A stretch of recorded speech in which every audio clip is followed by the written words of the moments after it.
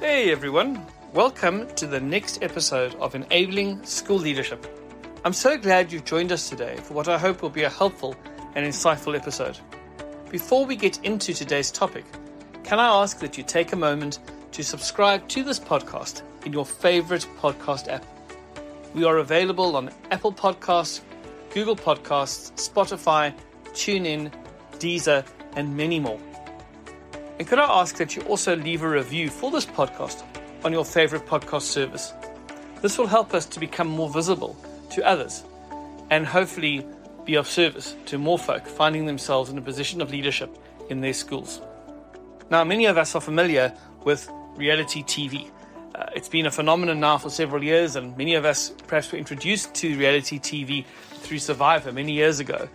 And over the years, there have been all kinds of iterations of reality TV covering a multitude of topics, from baking to chocolatiering to orienteering to being naked and afraid in the wilderness and so forth. Many varieties and genres and subgenres of this particular type of television. One of my favorite reality TV shows was Travel Channel's Hotel Impossible. This was a show in which hotel fixer Anthony Melchiori visited ailing hotels and worked with the owners and the staff to turn the businesses into profitability and success.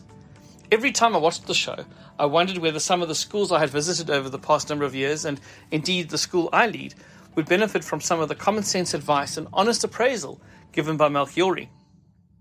And there are 3 takeaways from the show that I'd like to share with us today, which hopefully will be of assistance as we all lead in our respective schools. Firstly, the little things matter. The little things matter. No matter how big or small the hotel, Melchiori always made the point of looking for the small things which could make a difference to a guest. And I really believe that this principle can apply to schools as well. Way too many schools ignore simple things which can make a huge difference. For example, the way the school receptionist or school secretary greets visitors, the neatness of school bags outside or inside the classroom, clear signage on the school campus, clean bathrooms with fresh flowers and so on. These are simple solutions that require little to no expenditure, but they do require an eye for detail. They require an eye that says, this is a small thing that can be fixed, let's do it. Let's not wait for somebody else to make it happen, let's get it done. Let's fix the small things. When we continue to fix the small things, the entire experience of the school begins to change, and what it feels like to be part of that school community begins to change. Let's not ignore the small things. They really do matter. Number 2, we need to be willing to see our school through the eyes of others. In each episode of Hotel Impossible, Melchiori made the point of showing the hoteliers what the guest experience was like.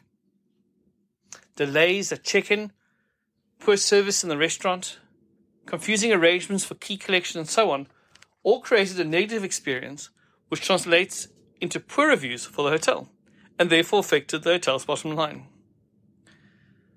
I wonder how often those of us who are responsible for schools consider the experience of our parents and of our pupils. Complacency around this issue is a very real danger as we deal with the stark realities of teaching and leading every day. It becomes easy for us to become arrogant, to think that we have all the answers and that people must just deal with whatever we give them. Attention to the experience of your school by others is an important part of building a quality school. We must do it. We need to take an intentional look at our learning spaces to consider whether they are exciting and engaging places for our children. We should consider how we communicate to parents and whether our communication actually meets the expectations and needs of our parents. What does our admissions process feel like to a family desperate to enroll their child in our school? Do we have good relationships with those contractors we bring in to service our school? Let's take some time to consider what it's like to engage with our school as an outsider. This is a good exercise to do with your leadership team and may lead to some very honest and open and transparent discussions with fixes that are easy to bring into play. I encourage you to do this. Number 3, we must be open to correction. Some of the most entertaining episodes of Hotel Impossible were those in which the owners were adamant that they knew more than Melchiori, despite the fact that they were responsible for running an inefficient, failing business. On many occasions, it turned out that the owners had never run a hotel, nor did they have any experience in working in a hotel. Yet, they seemed determined not to take the advice of someone with over 20 years of hotel experience and a proven track record of turning hotel fortunes around. This type of arrogant attitude has no place in business, and it certainly should not be welcomed in schools. School leaders must always realize that the school is greater than they are, and that they do not have all the answers to every difficulty facing their school. Principals, governors, board members should be open to the advice of others, particularly those who can bring insight from fields outside education.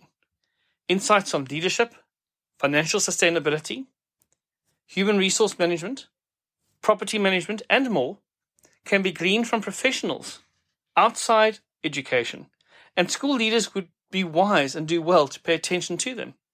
It goes without saying that school leadership should also be open to learning from others in the education space, who can add value from their own experiences. When we close ourselves off to the advice and experience and wisdom of others outside of our school, we risk becoming stuck in our own complacency. We start to believe our own propaganda, and we start to stagnate. So, I know this is reality TV, and I'm quite sure that there was plenty of editing and behind-the-scenes manipulation. And that is the nature of the beast, I guess. However, Hotel Impossible is an entertaining show, and certainly gives those of us in school leadership much to consider as we lead an increasingly complex organization in an increasingly complex world. So let me recap. The 3 things that we can take away from Hotel Impossible as school leaders. Number 1, the little things matter. Number 2, we must be willing to see our school through the eyes of others. And number 3, we must be open to correction and to learn from those outside of education. Folks, I hope that these thoughts have been helpful, and we'll be able to pay attention to them as we go into the coming weeks and months. Thank you for taking the time out of your day to listen to this podcast. Make sure you're subscribed so you don't miss the next episode. Feel free to share this with those you think could benefit, and don't forget to leave a review. Folks, I look forward to being with you again soon. Take care, lead well. Bye for now.